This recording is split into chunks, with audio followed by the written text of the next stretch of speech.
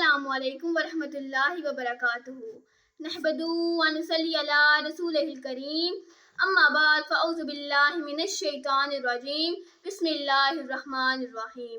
قال نبی صلی اللہ علیہ وآلہ وسلم طالب علم فریضہ علی کل مسلم، علم کی طلب ہر مسلمان مرد عورت پر فرض ہے۔ GCTF girls correction training foundation, میرے استاد اکرام اور میری کلاس فیلو اور ہم ادارے، میری عزیزہ، آج میری تقریر کا عنوان ہے تعلیم کی اہمیت۔ فنسون بن کر جس کی حفاظت ہوا کرے، وہ شمع کیا بجائے جسے روشن ہوا کرے۔ میری عزیزہ، اللہ تعالیٰ کی طرف سے پہلی وحی بھی اقرا پر اس رب کے نام سے نازل ہوئی، جیسے کہ قرآن مجید میں اللہ تعالیٰ نے ارشاد فرمایا، اقرا بسم ربک الذی خلق، پڑھ اس رب کے نام سے جس نے پیدا کیا۔ اور پھر یہی تعلیم ہے جس کی بدولت انسان اپنے زور بر زور پر ترقی کی اعلیٰ مثال قائم کرتا ہے، علم کے سمندر میں گوتے لگاتا ہے اور پھر حقیر سے سوئی سے لے کر بڑی کم جہازوں پر اپنے نام کے ٹھپے لگاتا ہے اور یہ اعلان کرتا ہے کہ میرے ہاتھ میں قلم ہے اور میرے ذہن میں اجالا، مجھے کیا دبا سکے گا کوئی، سلمتوں کا پالا، مجھے فکر مند عالم تجھے اپنی ذات کا غم میں، طلوع ہو رہا ہے یوں تو غروب ہوئے، کیونکہ تعلیم ہی سکھاتی ہے جینے کا سلیقہ۔ میری عزیزہ، میرے پیارے نبی صلی اللہ علیہ وآلہ وسلم نے فرمایا، ماں کی گود سے لے کر قبر کی گود تک علم حاصل کرو، کیونکہ اس علم کی بدولت اللہ تعالیٰ نے فرشتوں کو حکم دیا کہ وہ حضرت آدم کو سجدہ کریں۔ اس علم کی بدولت اللہ تعالیٰ نے انسان کو فرشتوں پر فضیلت بخشی۔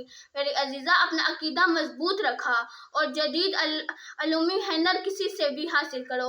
علم کا مقصد جاننا ہے اور زندگی کا راز علم ہی میں پوشیدہ ہے۔ اقوام عالم میں ترقی یافتہ ممالک صرف اور صرف علم کی بدولت ترقی کی بلندیوں کو چھو رہے ہیں۔ جہاں زندگی پرسکون اور خوشگوار ہے، جدید سائنسی ترقی اوار آنے والے اوقات کے بارے میں قرآن کریم آج سے 14 سال پہلے بتا چکا ہے، مگر ہم غور نہیں کرتے۔ قرآن کی مکمل ضابطہ حیا ہے، جس میں صاف کہا گیا ہے کہ کیا جاننے والے اور نہ جاننے والے برابر ہو سکتے ہیں۔ ایک اور جگہ ارشاد فرمایا کہ بہترین علم وہ ہے جو تمہاری اصلاح کر سکے۔ علم ہی تو وہ ذریعہ ہے جس سے ہم اس دنیاوی فانی میں سکون کی زندگی کے ساتھ ساتھ آخرت کی کامیابی بھی حاصل کر سکتے ہیں۔ میری عزیزہ، آسمانی صحیفوں سے لے کر قرآن پاک تک، غار حرا کے چراغ سے لے کر کوہ نور کی تجلی تک، علم و دانش کی صدا پکار کر کہہ رہی ہے، تعلیم ہی سکھاتی ہے جینے کا سلیقہ۔ میری عزیزہ، اس کے ذریعے ہی ہم اپنی دنیا کو اور آخرت کو بہترین بنا سکتے ہیں۔ قال رب زدنی علما اور مال اللہ کی دو بڑی نعمتیں ہیں، لیکن علم مال سے بہتر ہے، اس لیے کہ علم انسان کی حفاظت خود کرنی پڑتی ہے۔ علم خرچ کرنے سے پڑتا ہے، مگر جب کوئی مال کم ہوتا ہے، علم نہ ہو تو جہالت پھیلتی ہے۔ انسان کا ایمان اور مال دونوں برابر ہوتے ہیں۔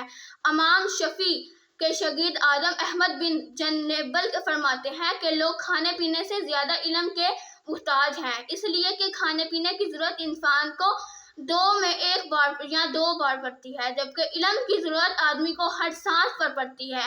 امام شافعی فرماتے ہیں، طالب علم افضل بن صلاح لیلہ، علم کا طلب بہتر رات کی نماز ہے۔ یہ ایسے علم کی بات ہو رہی ہے جو علم نافع ہے، علم ضار نہیں ہے۔ یہ رسول صلی اللہ علیہ وآلہ وسلم نے حکم دیا۔ حضرت بن عباس فرماتے ہیں کہ سیدنا سلمان کو علم، بادشاہی اور مال میں کسی ایک چیز کا انتخاب کرنے کا اختیار دیا گیا۔ فرمایا، اختیار عالم فانی المالک، جس نے علم اختیار کیا تو پھر اللہ تعالیٰ نے اس کو بادشاہی بھی دی اور مال بھی۔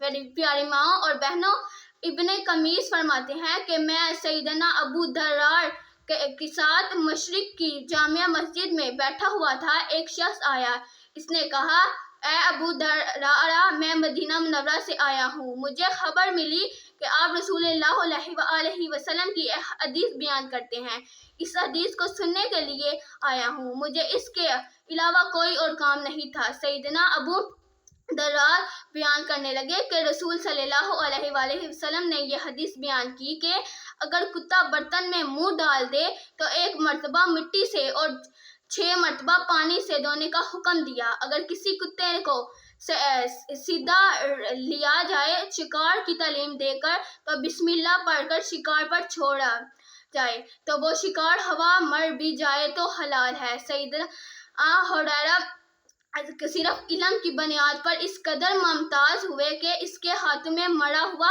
جانور بھی حلال قرار دیا ہے۔